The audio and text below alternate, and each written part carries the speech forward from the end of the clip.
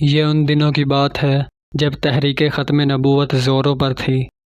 مولانا محمد علی جلندری رحمۃ اللہ علیہ شیخ و پورہ تشریف لائے اور ایک جلسے میں مرزا غلام احمد قادیانی کو الو کا پٹھا کہہ دیا۔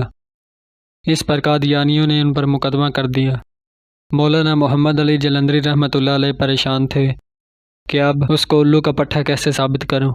انہوں نے اپنی اس پریشانی کا حال مولانا لال حسین اختر کو سنایا اور کہا کہ اگر اسے الو کا پٹھا ثابت کر دیں تو میں آپ کو انعام دوں گا اور آپ میرے صفائی کے گواہ ہوں گے۔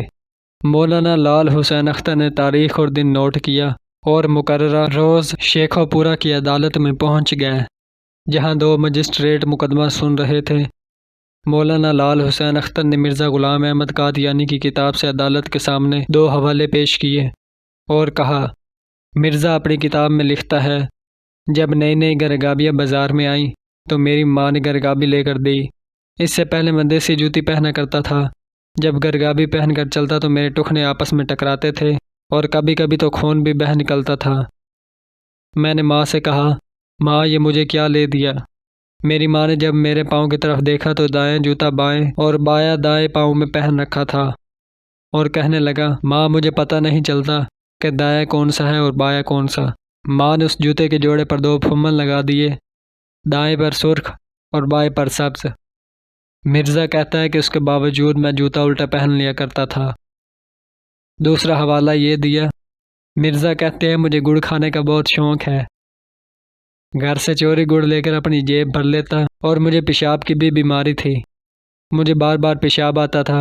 جیب میں ایک طرف مٹی کے ڈھیلے اور دوسری طرف گڑ کے ڈھیلے جمع کرتا تھا۔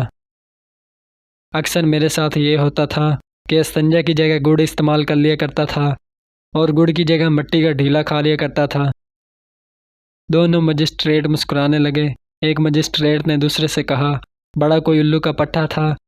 مولانا محمد علی جلندری جو کٹہرے میں کھڑے تھے فوراً بول اٹھے، اس کو بھی گرفتار کر لو، لگاؤ ہتھکڑی۔